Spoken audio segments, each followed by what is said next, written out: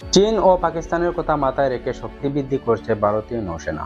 জলপথে আসতে চলেছে আরও ডুবোজাহাজ, বিমানবাহী রণতরী ও ফ্রিগেট।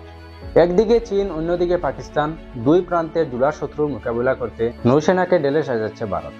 আর তাই পরমাণু শক্তিত ডুবোজাহাজ থেকে শুরু করে বিমানবাহী রণতরী পর্যন্ত নৌসেনার হাতে তুলে দিচ্ছে নয়াদিল্লি। 2023 সালের গ্লোবাল নেভেল ফায়ার র্যাঙ্কিং বর্তমান জলপথের নিরিখে আমেরিকাকে সামনে সামনে টক্কর দিচ্ছে চীন। বেজিং এর কাছে রয়েছে 730টি যুদ্ধজাহাজ, 59টি ডুবোজাহাজ। প্রতিরক্ষা বিশেষজ্ঞদের একাংশের দাবি, ভবিষ্যতে ভারত চীন যুদ্ধ হলে তা শুধু সিকিম, লাদাখ এবং অরুণাচল প্রদেশে টিকে থাকবে না, ভারত ও প্রশান্ত মহাসাগরে চড়াবে সেই সংঘর্ষ। সেই কথা মাথায় রেখে জলপথের শক্তি বৃদ্ধি করতে চলেছে নয়াদিল্লি। বর্তমানে ভারতীয় নৌসেনার হাতে বিমানবাহী রণতরী, উভচর মালবাহী dock, landing ship tanker, destroyer, frigate, পরমাণু শক্তিধর ডুবোজাহাজ, ডিজেল চালিত ডুবোজাহাজ, অনুসংখ্যিত কিছু জলযান রয়েছে। নিখুঁত নিশানায় হামলা করে চুপের নিমিষে শত্রুঘাটি উড়িয়ে দিতে এগুলি সিদ্ধস্ত। ভারতীয় নৌসেনার হাতে রয়েছে দুটি বিমানবাহী রণতরী, যেগুলির পরিচয় আইএনএস বিক্রমাদিত্য ও আইএনএস বিক্রান্ত। আগামী দিনে আরও একটি বিমানবাহী যুদ্ধজাহাজ তৈরির পরিকল্পনা রয়েছে নয়াদিল্লির। 2013 সালে নৌসেনার কর্মজীবন শুরু করে আইএনএস বিক্রমাদিত্য, যা 34টি যুদ্ধ বিমান নিয়ে জলে ভাসতে সক্ষম। এতে থাকে MiG-29K ইউবি ও MiG-29K ফাইটার। এই রণতরী থেকে চেতক, ধ্রুব ও কুমুদ KA-31 চপার উড়ে থাকে ভারতীয় নৌসেনা। বিমানবাহী এই রণতরীর জন্ম সোভিয়েতে। 1979 সালে রুশ নৌসেনা এটি ব্যবহার করা শুরু করে। ওই সময় এর নাম ছিল অ্যাডমিরাল গুস্তভ। কিন্তু সোভিয়েত ভেঙে যাবার পর এই যুদ্ধজাহাজটিকে ভারতের কাছে বিক্রি করে দেয় মস্কো। এরপরই নয়া রূপে আত্মপ্রকাশ করে এই বিমানবাহী রণতরী।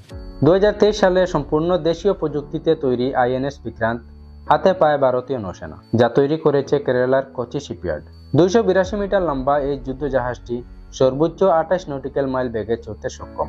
26টি রাফায়েল এম ফাইটার রাখার জায়গা রয়েছে এই রণতরীতে। এছাড়া একাধিক চপার নিয়েও বাঁচতে পারবে এটি।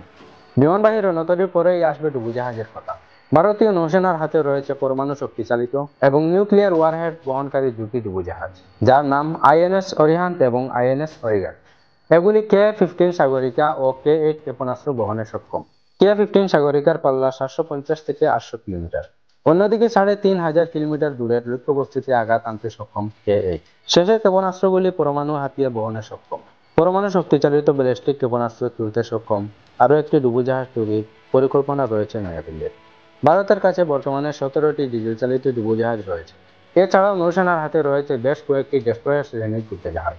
এই রণতরীগুলি ক্ষেপণাস্ত্র বহনে সক্ষম, যার মধ্যে রয়েছে ব্রহ্মস ক্ষেপণাস্ত্র।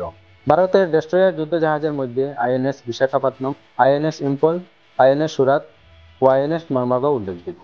চলিত মাসে রাশিয়ার কাছ থেকে আরও দুটি স্টেলথ ফ্রিগেট পাবে ভারত। এছাড়াও ক্ষেপণাস্ত্র বহনে সক্ষম এ ধরনের কয়েকটি ক্ষেপণাস্ত্র রয়েছে ভারতের। তবে ফ্রিগেট জাহাজ ডেস্ট্রয়ারের মতো বড় নয়। এর ক্ষেপণাস্ত্রের হামলা করার পাল্লাও সাধারণত কম হয়ে থাকে। 1971 সালের 4 ডিসেম্বর বাংলাদেশ যুদ্ধের সময় পাকিস্তানের করাচি বন্দরে হামলা চালিয়ে গোটা বিশ্বকে তাক লাগিয়ে দিয়েছিল ভারতীয় নৌসেনা, যার নাম ছিল অপারেশন ট্রাইডেন্ট। ভারতের ওই আক্রমণে পাক নৌসেনা ছিন্ন ভিন্ন হয়ে যায়। অপারেশন ট্রাইডেন্ট ভারতীয় নৌসেনার 3টি জাহাজ আইএনএস বীর, আইএনএস নিপত ও আইএনএস নির্ঘাত করাচি বন্দরে একের পর এক ক্ষেপণাস্ত্র হামলা চালায়। ওই আক্রমণে 3টি যুদ্ধজাহাজ হারায় পাকিস্তান, যার মধ্যে ছিল একটি সুপারমাইন, একটি ডেস্ট্রয়ার ও একটি গোলাবারুদ ভর্তি মালবাহী জাহাজ। এছাড়া করাচি বন্দরের তেলের ডিপুতে হামলা চালিয়েছিল ওই 3 ভারতীয় যুদ্ধজাহাজ।